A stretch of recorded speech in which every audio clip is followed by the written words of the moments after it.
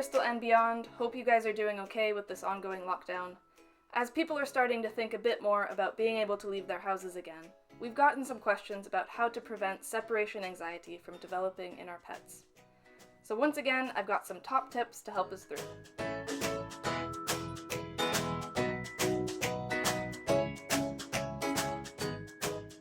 So, the first thing to do is to make sure you're following the coping with change tips from the last video. These are the foundations for helping your dog adapt to the next big change in their lives, which will be spending more time on their own. Once you've set your dog up for success by doing these, you're ready for the next tip. Dogs are very clever, and they pick up on all the little things we do before we head off to work or school, and they learn that these events predict that we're about to leave. By performing these activities every so often, even without leaving after them, we teach our dogs that there's no need to panic when these events happen. Some common examples of what I mean by leaving cues are things like putting on the pair of shoes that you wear for work, picking up your keys, preparing your bag that you take with you whenever you go out, and the sound of your car engine starting, which for a lot of dogs signals that you'll be leaving for a longer amount of time. Practice these activities every so often throughout the day to help desensitize your dog to them and teach them that it's not such a big deal. The last thing you want to do after having been home for so long is to just suddenly leave for 4 or 5 hours out of the blue. You want to gradually build up your dog's emotional endurance the same way you'd build up their physical endurance.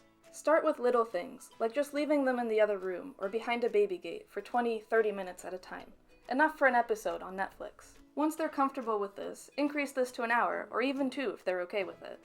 Driving to get essentials at the local shop, for example, is a great opportunity to help your dog practice being on their own for a while.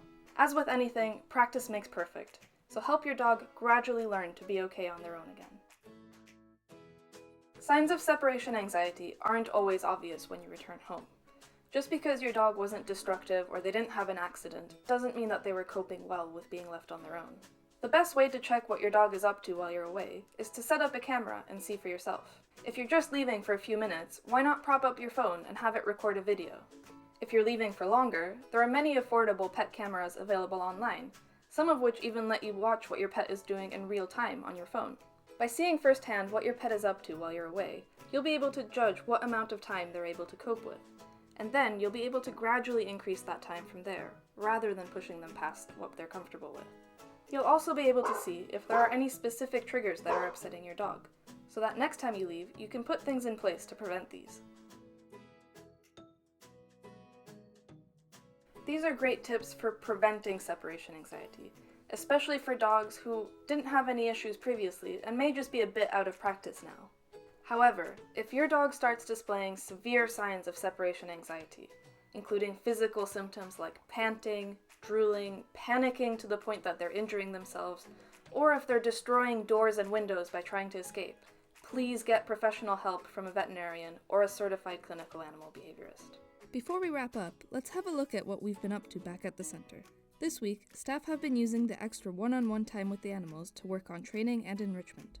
Like with Wilbur here, who loves practicing his muzzle work. He's also learning some fun tricks like how to play bow on command, and even to blow bubbles with his nose.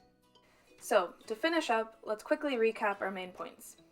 First, set up your foundations by following the tips in the Coping with Change video. Desensitize your dog to your leaving cues. Gradually build up the amount of time that they're left on their own. Set up a camera so you can see how they're doing.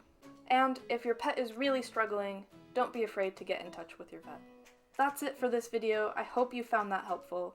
If you'd like to continue supporting our work here at Bristol Animal Rescue Center, please consider making a donation. You can do that right here through Facebook using the donate button, or through our website, or by texting HELP BARK NOW to 70085.